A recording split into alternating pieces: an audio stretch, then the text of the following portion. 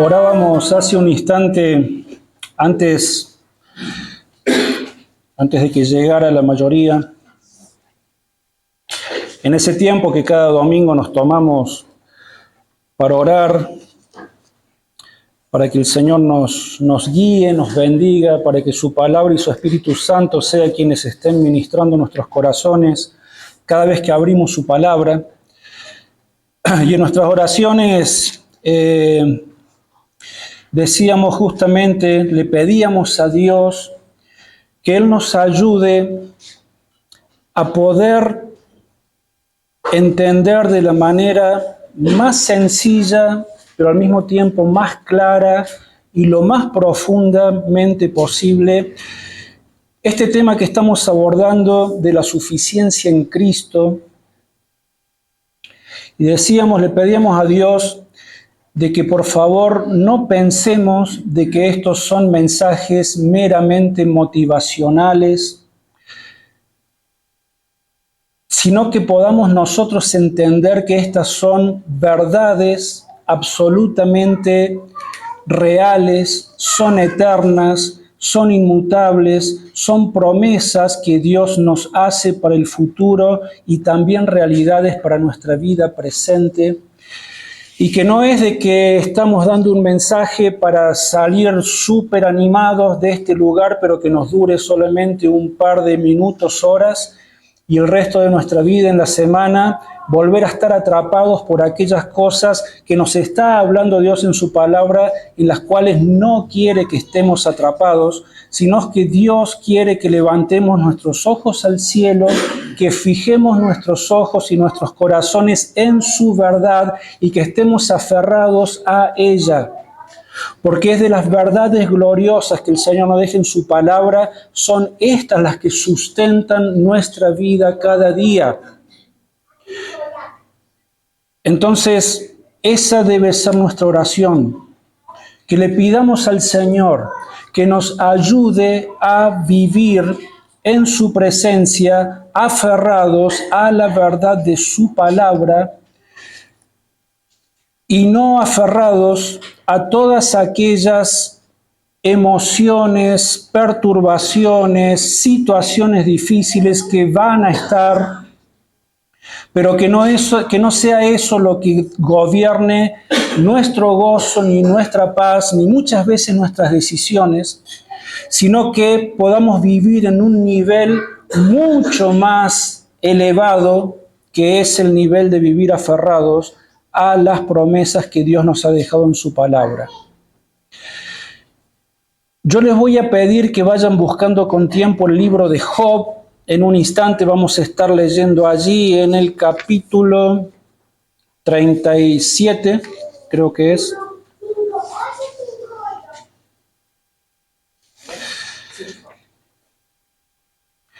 Para que lo puedan ir encontrando.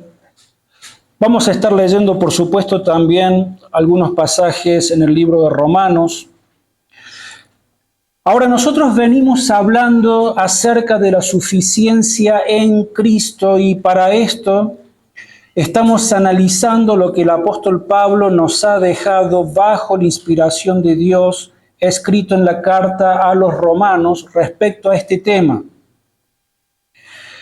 Y nosotros ya hemos analizado lo que Pablo ha declarado en los capítulos del 1 al 7 respecto a cuál es la condición del hombre, a cuál es la condición de la humanidad sin Cristo, que es la condición en la que se encuentra la gran mayoría de los seres humanos y es la condición en la que nos encontrábamos cada uno de nosotros antes de haber conocido el Evangelio y la salvación de Dios. Y en esos capítulos del 1 al 7, Pablo nos ha demostrado de una manera absolutamente irrefutable de que nosotros, todos sin excepción, éramos absolutamente pecadores, que nuestro estado, nuestra condición, la condición del ser humano es una condición de absoluta miseria desde el momento que se aparta de Dios el hombre y comienza esa espiral decadente en donde Dios los libra a la vanidad de sus corazones porque han preferido adorar a la criatura, a las cosas creadas, a aquellas cosas que son idolatría, que las adoran por encima de la adoración que Dios merece, y el Señor los deja abandonados a los deseos perversos de sus corazones. Y vemos allí en esos primeros capítulos de Romanos la decadencia moral y espiritual en la que vive sumidas aquellas personas que están sin Cristo. De eso nos venía hablando Pablo. También nos ha dicho de que la condición de depravación también es un estado de absoluta depravación, y por supuesto, por causa de haber ofendido a Dios con tantas formas de pecado, lo que le espera a aquellos que están sin Cristo es la condenación eterna. Y todo esto es lo que vemos en la palabra de Dios. Nos vemos juzgados por la santa y perfecta ley de Dios, y este ha sido el propósito de Pablo: mostrar primeramente cuál es la gravedad de la condición de los seres humanos frente a la absoluta santidad y perfecta ley de Dios. También hemos hablado, por contraparte, y lo hacemos de alguna manera en la que podemos entender, en la que nuestras mentes logran llegar a hacerlo, porque es imposible llegar a entender en su magnitud lo que significa la santidad de Dios. Nosotros hemos hablado acerca de lo infinitamente gloriosa que es la santidad de Dios, la persona de Dios, lo imposible de describir y de medir. Dios es infinitamente santo, infinitamente glorioso. Y lo que también Pablo nos ha venido hablando es de que a pesar de nosotros ser miserables pecadores, a pesar de eso, este Dios que es infinito en gloria y santidad, Él por su amor, ¿qué fue lo que hizo? Nos predestinó, nos llamó, nos justificó y nos glorificó. Si se acuerdan, allí lo vimos en Romanos 8, 29 y 30. El plan de Dios, el plan eterno de Dios para su pueblo que Él amó desde toda eternidad y que decidió predestinarlos, llamarlos por su evangelio, justificarlos cuando hemos respondido al evangelio, y habremos de ser glorificados para poder nosotros por el resto de la eternidad poder vivir en la presencia de esa gloria y de esa santidad magnífica delante de nuestro Dios. Y hablando de todas estas realidades que Dios quiere, lo que decíamos recién, Él no quiere que nos olvidemos de estas cosas. Dios no quiere que las situaciones de nuestra vida se superpongan por sobre todas estas realidades, porque esto es lo que Dios ya nos ha dado, ya es nuestro, ya nos pertenece, y todas estas bendiciones espirituales las ha logrado gracias al sacrificio de su bendito Hijo, el Señor Jesucristo. Entonces Pablo, después de que nos ha hablado de todas estas verdades gloriosas, nos ha arrojado una pregunta. ¿Se acuerdan cuál era la pregunta del domingo pasado? ¿Qué pues diremos a esto? ¿Cómo vamos nosotros a responder ante estas realidades que son tan, pero tan gloriosas y que son eternas y que Dios ya nos ha hecho participantes? ¿Por qué no estamos nosotros metiendo nuestras manos a ese cofre de estas riquezas que son tan reales, tan gloriosas, y nos apropiamos de ellas? ¿Por qué no lo hacemos? Por eso la pregunta es, ¿qué pues vamos a responder ante semejante manifestación de estas bendiciones preciosísimas que Dios ya nos ha dado? ¿Cuál es la reacción que vamos a tener ante esta sublime gracia y ante este infinito amor que Dios ha derramado en nuestros corazones, porque esta es la realidad de cada hijo y cada hija de Dios. También vimos, en las mismas palabras del apóstol Pablo, este pasaje que decíamos sería muy bueno memorizarlo, Romanos 8:18, cuando Pablo nos mostraba de que las aflicciones del tiempo presente, cualesquiera que sean, y dimos varios ejemplos de aquellas cosas que producen presión y que producen angustia en la vida de los hijos de Dios, pues Pablo decía que las aflicciones del tiempo presente, sea cual fuera, no son comparables con la gloria venidera que en nosotros ha de manifestarse. No hay comparación. ¿Vamos a sufrir? Sí, porque vivimos en un mundo caído, nuestro cuerpo todavía está caído, afectado por el pecado, las personas son pecadoras, el sistema es un sistema pecador, Satanás anda como león rugiente buscando a quien devorar, vivimos en un lugar que es peligrosísimo y que nos va a hacer daño. Pero Pablo dice de que estas aflicciones, cualquier cosa que nos pueda ocurrir en nuestra vida en este tiempo, dice, no son comparables con aquellas glorias que han de manifestarse en nosotros. Pensemos en esas glorias. Pensemos en lo que Dios nos ha dado en Cristo Jesús. Y Dios entonces nos exige una respuesta. Y esta respuesta tiene que ver con el hecho de que nuestros pensamientos tienen que abrazar estas verdades. Hermanos, la guerra se lleva a cabo, ¿saben dónde? Entre oreja y oreja, en nuestra mente. En nuestra mente se lleva a cabo la mayor guerra espiritual y emocional. Por eso Dios quiere que no nos desconcentremos, que nunca dejemos de mirarlo, que nuestros pensamientos vivan aferrados y abrazados a ese gozo, a esa paz y a esa esperanza que tenemos en Dios. Y que no permitamos ser arrastrados todo el tiempo por aquellas emociones que lo único que hacen es llevarnos a la depresión, a la desesperación. Cuando nos pasamos la vida pensando solamente en lo que me hicieron y no estamos minimizando el dolor bajo ningún punto de vista. Pero si solamente nos pasamos la vida recordando en aquellas cosas que me hicieron, en lo que perdí, en lo que ya no tengo y otros tienen, en lo que otros tienen y yo parece que todavía no lo he alcanzado y como van las cosas parece de que no lo voy a alcanzar nunca y vivimos pensando y enredados en ese tipo de emociones, ¿qué es lo que pasa? Perdemos de vista esto, lo más precioso. Y somos arrastrados por esas cosas. Entonces el Señor nos hace la pregunta, ¿qué diremos a esto? ¿Cómo vamos a responder? ¿Cuándo vamos a comenzar a pasar más tiempo pensando en las victorias obtenidas por Cristo Jesús a nuestro favor que las cosas que me pasaron en el pasado o en el presente o que me van a pasar en el futuro? ¿Entienden que es un cambio de mentalidad?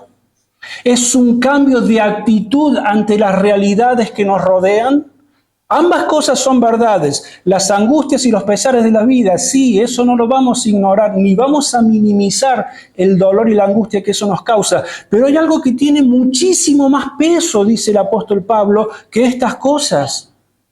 Y que son estas bendiciones que Dios ha ganado para nosotros. Entonces, ¿cuándo vamos a empezar a pasar más tiempo pensando en las victorias obtenidas por Cristo a nuestro favor? Más tiempo en estas cosas que en las otras. Porque hasta que esto no hagamos, vamos a vivir encadenados a esas emociones.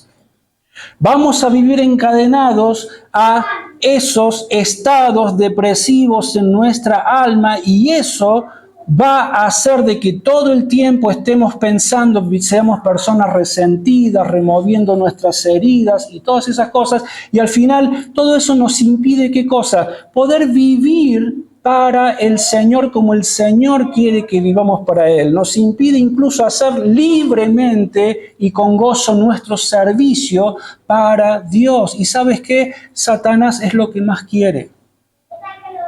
Por eso muchos de esos pensamientos, muchas de esas emociones, nosotros somos responsables de cómo vamos a manejar eso, pero también hay una influencia externa, porque Satanás no quiere que vivamos ni en la paz, ni en el gozo, ni en la victoria que el Señor nos ha dado, porque de esta forma nos tiene allí paralizados.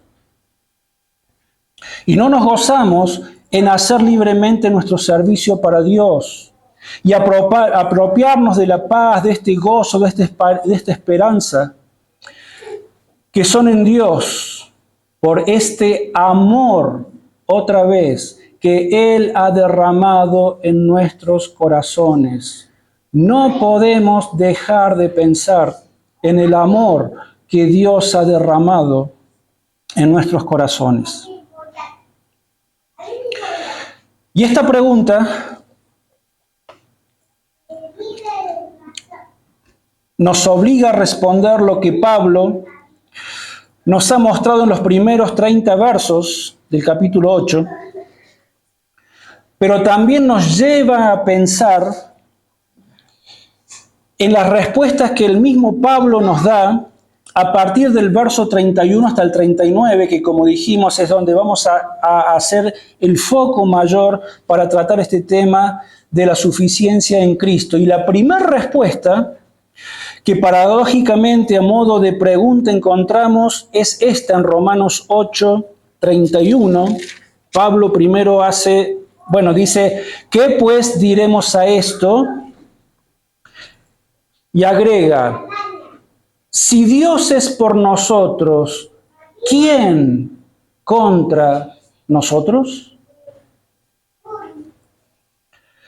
Lo que Pablo está pensando cuando dice esto, cuando dice, si Dios es por nosotros, ¿quién contra nosotros? Lo que Pablo tiene en mente es decirnos, hermanos, de que ningún grado de oposición, ninguna dificultad que pueda presentarse en nuestras vidas,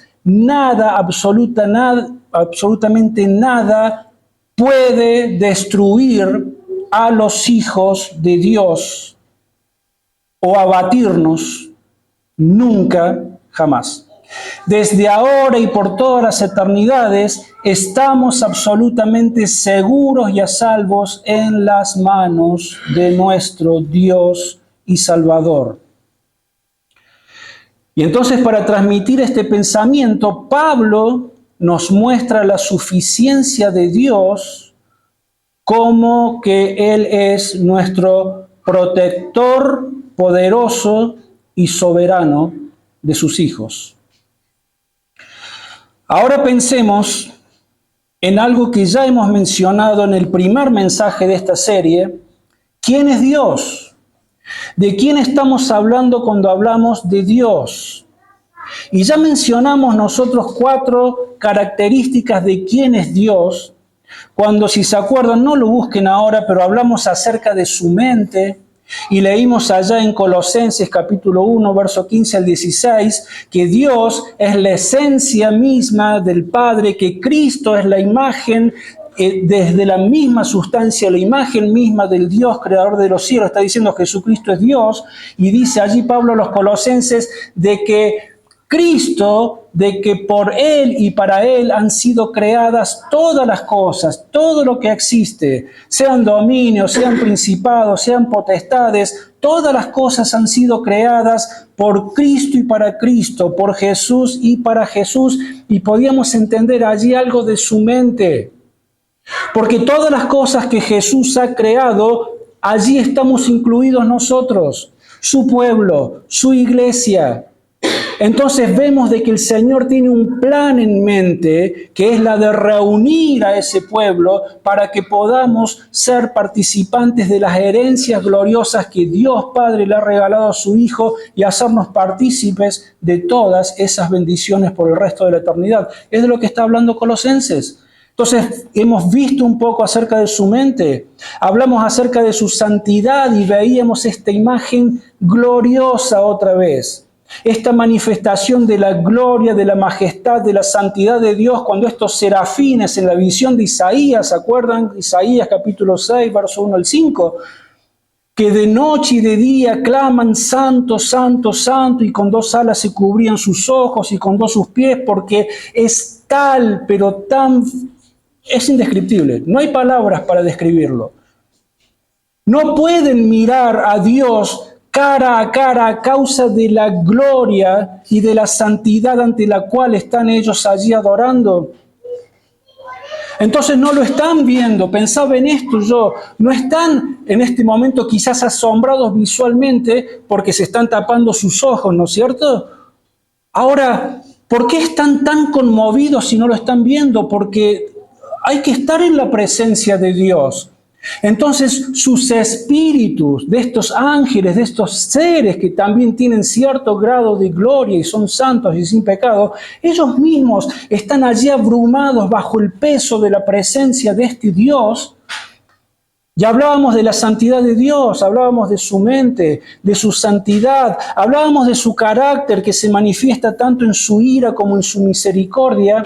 Y hemos hablado también acerca del corazón de Dios, que a pesar de lo que nosotros somos, porque si no tomamos conciencia de cuán enorme, infinito, glorioso y santo es Dios, nunca vamos a entender la dimensión de nuestro pecado. Por eso se minimiza tanto el pecado, por eso el pecado se toma tan a la ligera, porque no estamos entendiendo lo infinitamente santo y puro que es Dios. Entonces, hablábamos acerca del corazón de Dios, que a pesar de lo que somos, Dios, Romanos 8:5, muestra su amor para con nosotros en que aún siendo pecadores, Cristo murió por nosotros.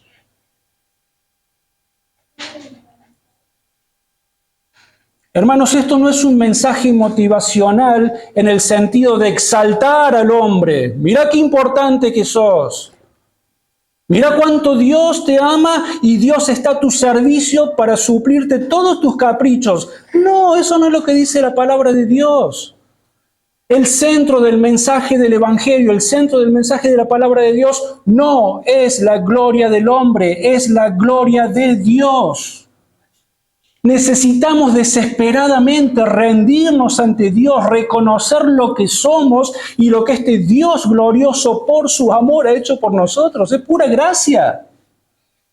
Es Dios quien merece ser glorificado, no el hombre. Los hombres, el pueblo de Dios, somos beneficiados por causa de lo que Dios ha hecho por nosotros, pero no somos nosotros los exaltados, no somos nosotros el centro del mensaje del Evangelio, no somos nosotros los importantes. Dios es el único digno de llevarse toda la gloria y toda la honra, y nosotros somos beneficiados por eso. Entonces hablamos de estas cosas, de su mente, de su santidad, de su carácter, de su amor, y ahora queremos hablar un poco acerca de su poder. Y es ahora donde vamos a ir al libro de Job, capítulo 38. Vamos a leer los versos 4 al 33. Y si han leído el libro de Job, recordarán de que estaba Dios y de repente se le presenta Satanás a Dios y Dios le dice, ¿qué has andado haciendo? Y Satanás le dice, he dado una vuelta por la tierra. Y Dios le dice, ¿te has fijado en mi siervo Job? No hay ninguno como él. Es un hombre íntegro, es un hombre temeroso de Dios. Y Satanás le dice, sí, ¿cómo no va a ser íntegro y temeroso si no me permitís que yo le ponga una mano encima? ¿Cómo no va a ser íntegro? ¿Cómo no te va a adorar? ¿Cómo no va a tener una vida como la que tiene si vos no me permitís de que yo lo toque? Entonces Dios le dice, bueno, te doy permiso. Anda y tócalo, pero no toques su vida. Entonces Satanás va y hace un desastre en la vida de Job. Destruye todo a su alrededor, ya lo vamos a ver. Y entonces Job sufre muchísimo. Es tremendo lo que ha sufrido este hombre. Y en medio de su sufrimiento, Job en un momento comienza a cuestionar el trato de Dios. Y en medio de este cuestionamiento, Dios lo deja que hable a los amigos de él también. Pero llega un punto en donde Dios va a intervenir, que es en este capítulo 38. Y Dios interviene, pero Dios no le va a dar explicaciones de por qué él está sufriendo. En realidad el conflicto acá es entre Dios y Satanás. Job no tenía nada que ver. Hay un conflicto entre Dios y Satanás. Y es como que Job la liga de arriba.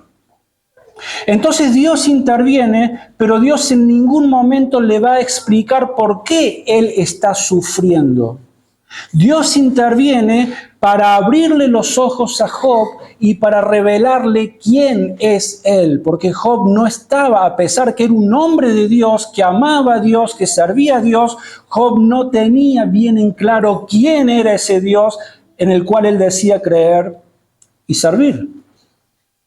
Entonces Dios, después de que Job lo cuestiona y se queja, le hace una serie de preguntas tremendas. No las vamos a leer a todas, solamente vamos a leer hasta el verso 33, pero leamos desde 38, 1 al 33. Dice, entonces respondió Jehová a Job desde un torbellino y dijo, ¿quién es ese que oscurece el consejo con palabras sin sabidurías? Ahora cíñete la cintura como un hombre. Yo te preguntaré y tú me contestarás.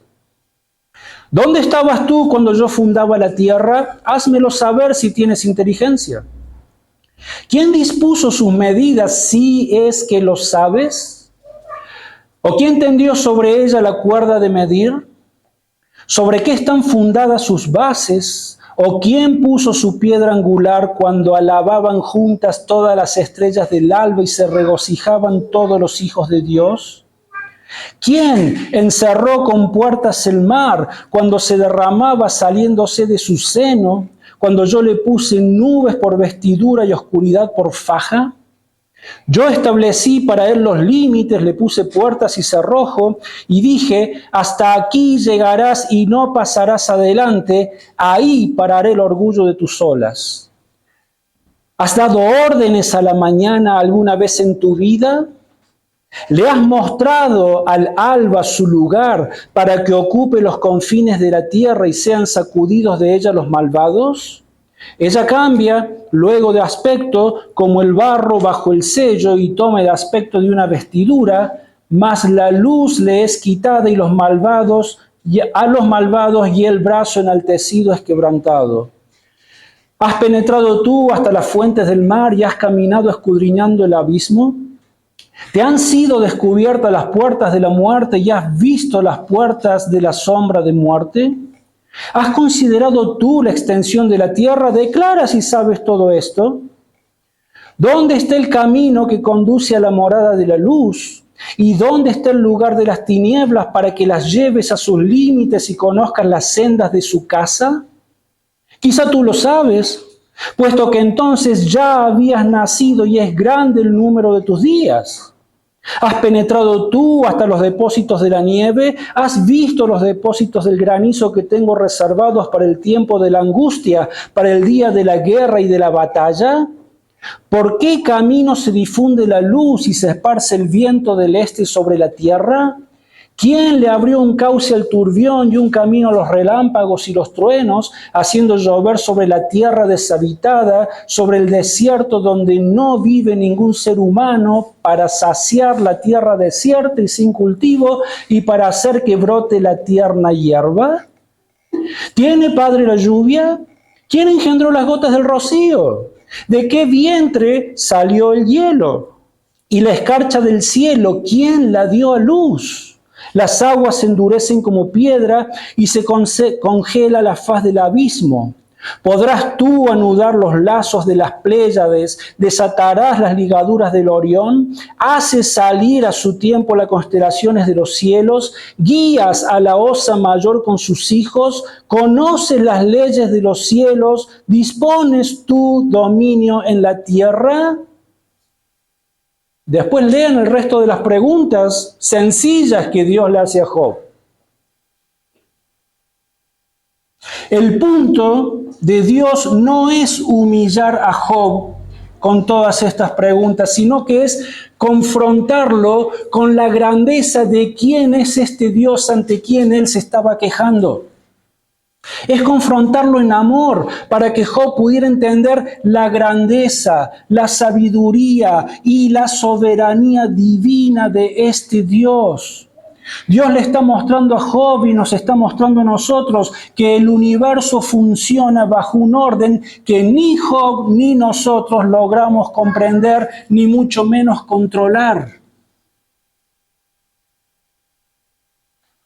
Este es el Dios del cual Pablo está hablando en Romanos capítulo 8.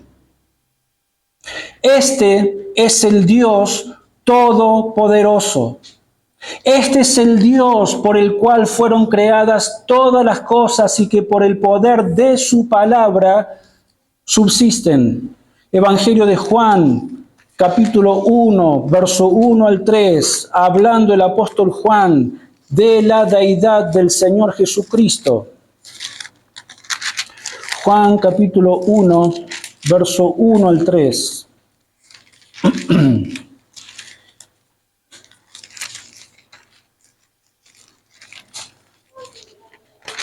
¿Cómo comienza? Dice, en el principio era el Verbo, y sabemos que está hablando del Señor Jesús. Y el Verbo estaba con Dios, y el Verbo era Dios. Este estaba en el principio con Dios. Todas las cosas, por medio de Él, fueron hechas. Y sin Él, nada de lo que ha sido hecho fue hecho. Este es el Dios que se está identificando allí en las preguntas de Job. Es el Señor Jesucristo. Hebreos capítulo 1, verso 1 al 3.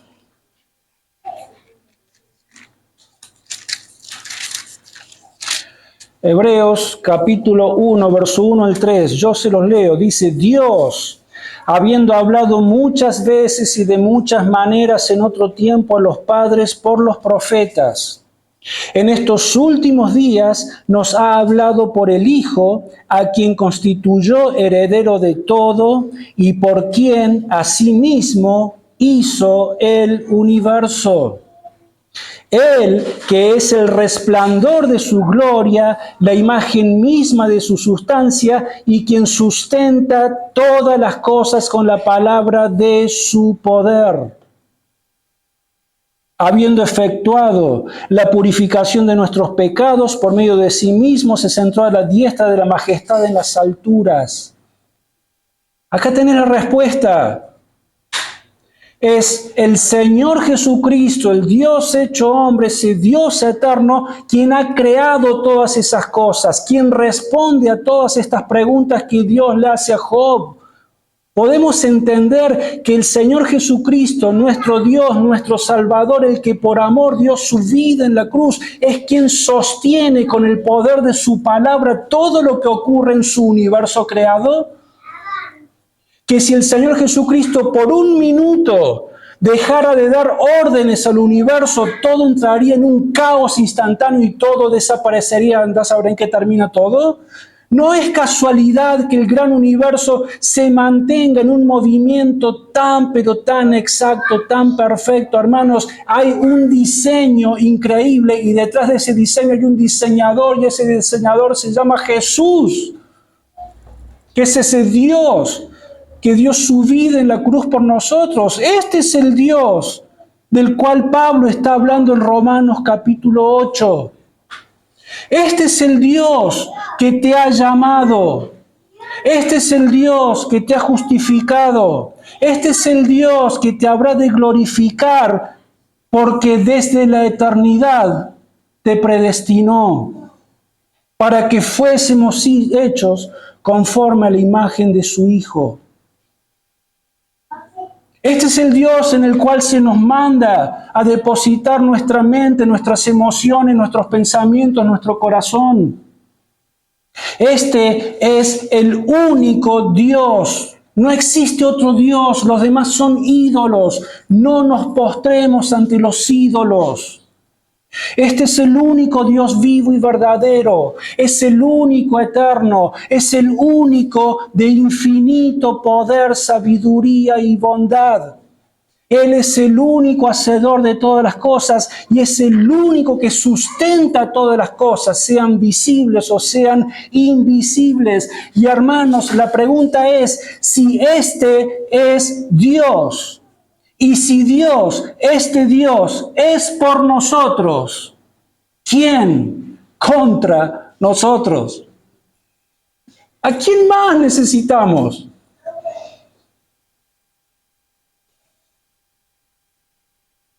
¿En dónde más vamos a poder encontrar la suficiencia para que cada espacio de nuestro ser, de nuestra mente, de nuestras emociones, de nuestro corazón estén completamente llenos y satisfechos? ¿A dónde más vamos a ir? ¿Se dan cuenta que es absurdo ir a otros lugares? ¿Invertir tiempo y pensamiento en otras cosas? Son ídolos. Son cisternas vacías, como decía el profeta en su momento. Le echás agua y como están rotas, esas cisternas nunca logran saciar a nadie. Pero Jesús dijo, el que cree en mí, de su interior brotarán ríos de agua viva.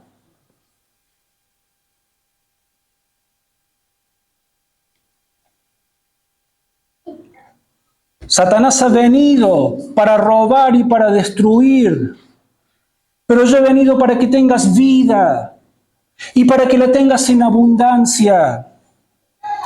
Este es Dios y estamos hablando así chiquitito de lo que realmente es Dios.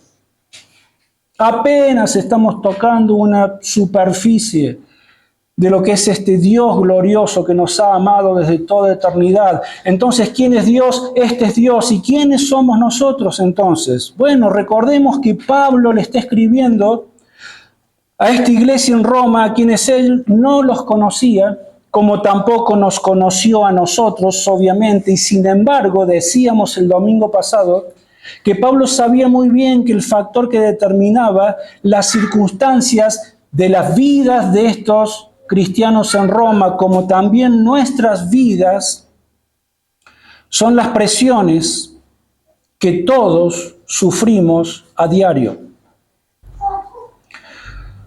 Pero se nos anima a que podamos ser como Job fue. Porque en la experiencia de Job encontramos un ejemplo muy claro, muy real, de alguien, hermanos, que no fue un superhombre. Era un hombre común y corriente, como cualquiera de nosotros. Un hombre que creía en Dios, un hombre que amaba al Señor, un hombre que servía al Señor. Y sin embargo, tuvo que vivir bajo fuertes presiones, cosas que pasó por las cuales ni nos imaginamos que tuvo que pasar. Den vuelta sus hojitas y vamos a hacer un repaso. Allí hay un breve bosquejo de algunas de las dificultades por las que pasó Job Después, si quieren corroborar, no vamos a ir a todos los pasajes, solamente vamos a mencionar los temas. Después pueden leerlos en casa. Pero la palabra de Dios nos dice de que de ser un hombre absolutamente próspero, de servir a Dios con integridad y demás, de repente, por causa de este conflicto que Dios tiene con Satanás, Dios le da permiso a Satanás y comienza por perder todos sus criados. Los perdió a todos, murieron todos. Perdió todas sus ovejas y todos sus pastores y le robaron todos sus camellos, que no eran pocos. Bueno, en estas tres primeras partes vemos de que Job perdió su negocio. Perdió su fuente de sustento. Lo perdió todo. Luego dice de que todos sus hijos y sus hijas mueren aplastados. Y pierde su familia. Le queda su esposa, una mujer que ha sufrido al lado de él las consecuencias y en un momento ella no da más y le dice, ¿por qué no te morís, Job? Ya y listo y terminamos con todo esto. Y a veces tenemos la tendencia de criticar a la esposa de Job, pero hay que estar allí, hermanos. No la justificamos, no estamos de acuerdo con su actitud, no fue la más idónea. En lugar de apoyar a su esposo en este momento tan difícil por el que estaba pasando, ella va y lo desanima y le dice, ¿por qué? Dejá ya de darle gloria a Dios, morite de una vez y listo, que se acabe todo este sufrimiento. Y Job se mantuvo íntegro y él dijo, Jehová Dios, Jehová quitó, alabado sea el nombre de Dios. Pero perdió su familia. Después, en todo lo que sigue, vemos de que él pierde su salud. Fue herido con una sarna maligna desde la cabeza hasta los pies. La irritación y la comezón que sufrió fue muy severa. Sufrió muchísimo dolor, perdió el apetito. A causa del dolor y la inquietud de espíritu no podía dormir. Su carne estaba infectada de gusanos y polvo. Sufría alucinaciones. Su piel se le estaba consumiendo. Tenía mucha fiebre y por la pérdida de peso su carne se pegó a sus huesos. Job lo perdió todo. Perdió lo más preciado que tenía aquí en la tierra. Perdió a sus hijos, sus criados, su salud, sus riquezas, su trabajo y su dignidad. Lo perdió absolutamente todo. Y a veces nos sobrevienen situaciones de presión sobre nuestras vidas en donde, si somos honestos con nosotros mismos, sabemos que las podemos estar padeciendo por dos razones. Una razón es porque hay algún pecado que hemos cometido de manera intencional, del cual todavía no nos hemos arrepentido, no lo hemos confesado ante Dios y Dios nos está disciplinando y estamos sufriendo las consecuencias de ese pecado. Esa es una razón. La otra razón es, como le ocurrió a Job, de que a pesar de que vivimos en integridad, de que buscamos vivir en santidad, intentando cada día, como lo hacía Job, buscar agradar a Dios, vivir bajo su voluntad, a pesar de eso, nos sobrevienen situaciones muy difíciles de sobrellevar y que realmente no sabemos por qué estamos bajo esa prueba. Preguntamos a Dios y no encontramos respuestas. ¿Por qué me pasa lo que me pasa? ¿Por qué estoy sufriendo lo que estoy sufriendo? Señor, me pregunto, doy vueltas aquí y allá y no entiendo por qué me pasa lo que me pasa, pero si Dios lo permite, por algo es. En el caso de Job, entendemos de que Dios estaba en competencia con Satanás y por eso Job estaba sufriendo todo lo que estaba sufriendo en su vida. Job no sabía lo que estaba pasando en las esferas celestiales. Y sin embargo, a pesar de eso, a pesar de la queja de Job, sin embargo, después lean el libro de Job, es un poco largo, pero es sumamente interesante. Job descansaba por fe nada más que en la bondad de Dios. Él se quejaba, pero descansaba en la bondad de Dios y en la esperanza de su redención. Y Dios defendió la confianza de Job. Entonces, una parte del mensaje del libro de Job es de que cuando no hay explicaciones racionales ni teológicas para explicar el mayor de los desastres que producen tanto dolor en nuestras vidas, el mensaje es: confía en Dios. Quizás Dios nunca te revele la causa de tu sufrimiento, como no lo hizo con Job, pero sí le hizo esta serie de preguntas para decir: confía, yo soy este Dios enorme, glorioso, infinito, de poder absoluto, y no te voy a dejar. Ahora, la otra parte del mensaje en Job es que a pesar de la fe y la confianza que este hombre tenía en Dios, en reiteradas oportunidades se quejó contra Dios al punto que maldijo el día que había nacido. Esto no está en sus hojitas, pero sí está en Job, capítulo 3, verso 1 al 3, yo se los leo.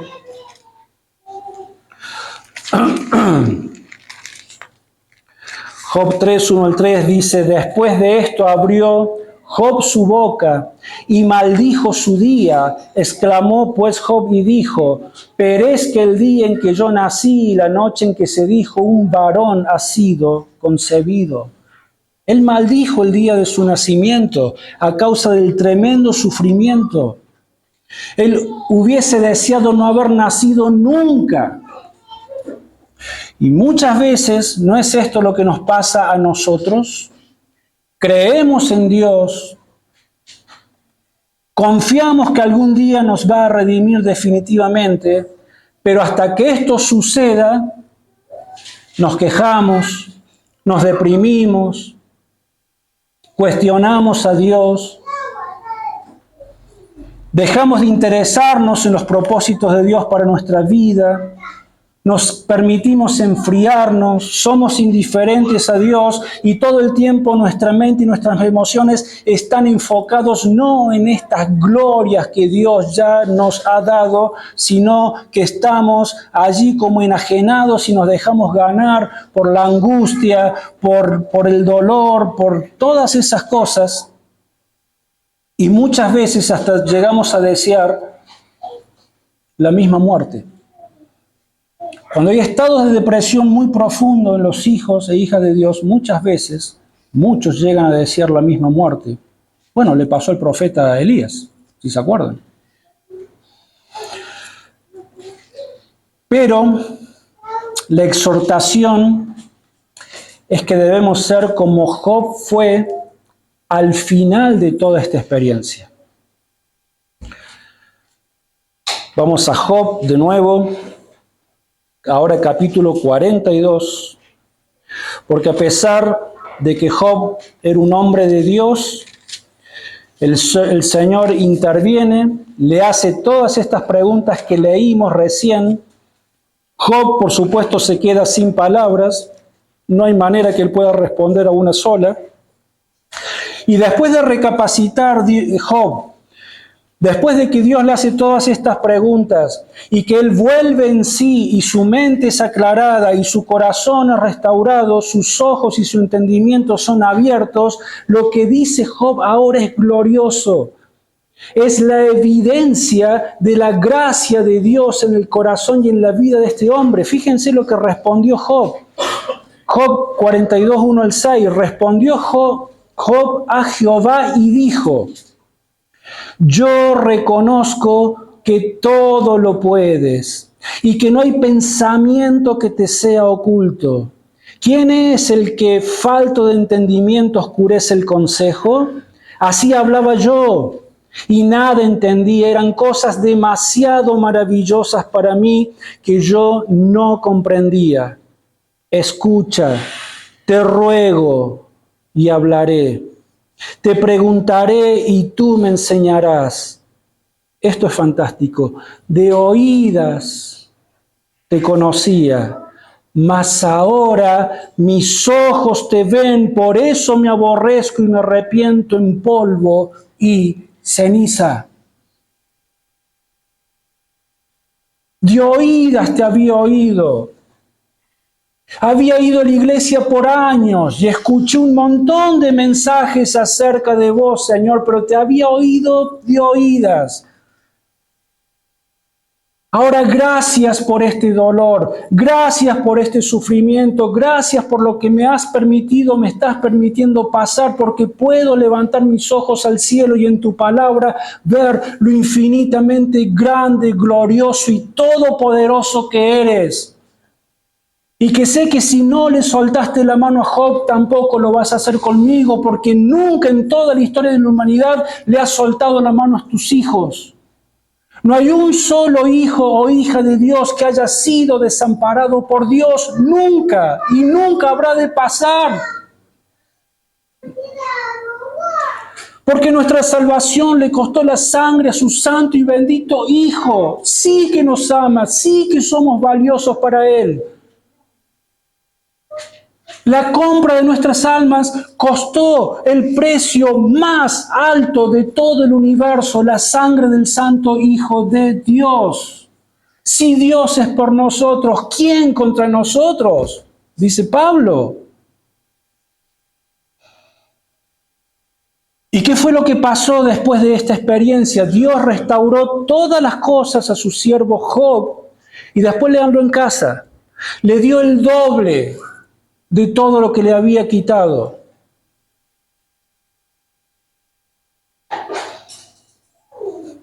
Sea lo que fuere que te pase, el mal que te puedan hacer las personas, el mal que te pueda hacer el mismo Satanás y hasta las mismas pruebas en las que Dios te pueda hacer pasar, nunca te olvides, si Dios es por nosotros, ¿quién contra nosotros?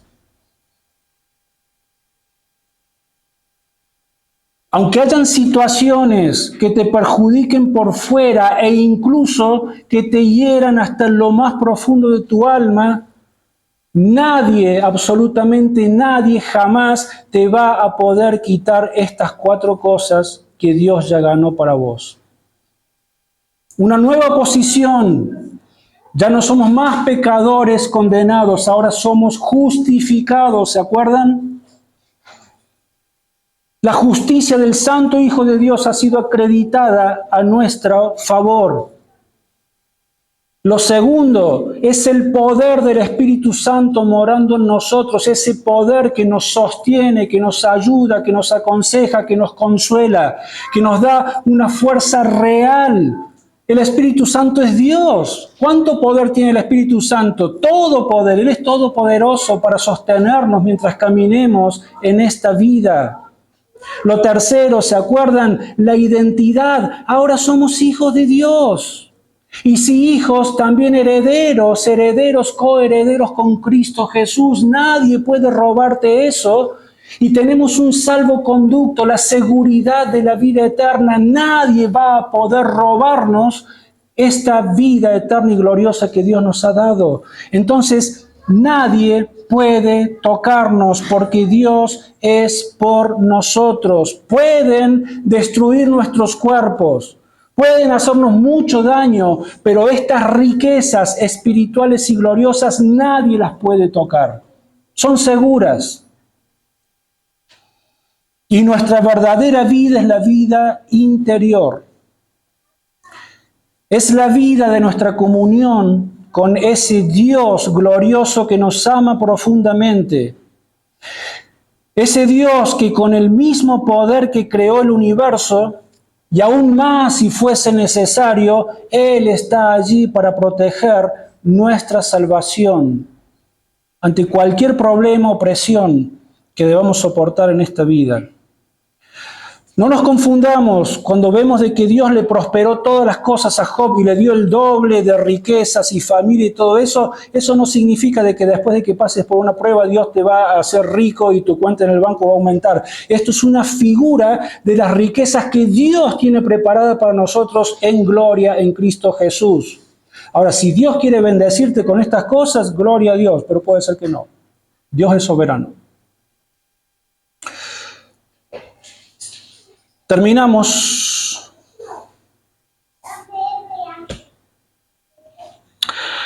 con las palabras del salmista, que en cierta forma encontramos un eco en estas últimas palabras de Job. ¿Se acuerdan? Salmo 73, versos 24 al 26.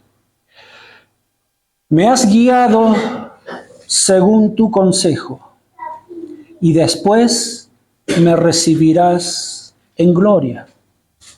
¿A quién tengo yo en los cielos sino a ti? Y fuera de ti nada deseo en la tierra. Mi carne y mi corazón desfallecen, mas la roca de mi corazón y mi porción es Dios para siempre. Señor, te damos gracias, porque si vos estás por nosotros, ¿quién contra nosotros? Gracias porque no es una frase arrojada al aire que suene bonito nada más para darnos un instante de ánimo, no. Son verdades profundas, reales y eternas. Y Señor, nos da mucho gozo, nos da mucha paz, nos da mucha tranquilidad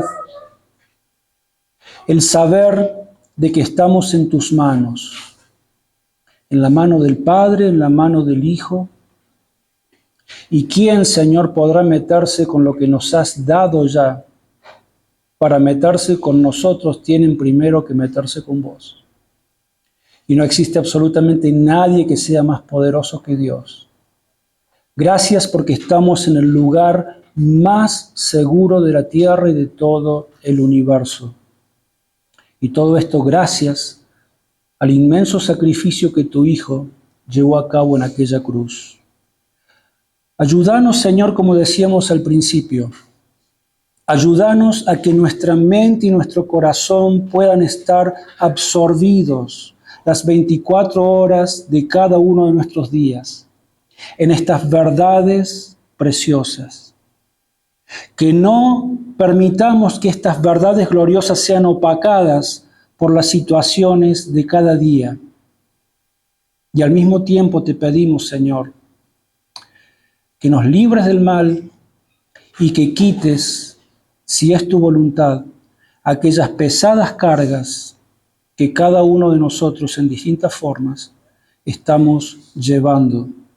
Alivia nuestra pena, alivia nuestro dolor, pero no sin antes que reconozcamos de que vos sos este Dios inmenso y glorioso, que ya no te conozcamos más de oída, sino que abras nuestros ojos y podamos verte con mayor claridad, con mayor gloria, porque de esta forma podremos adorarte con un corazón más puro, con una mente más despejada, y podremos darte la adoración y el servicio que vos te mereces.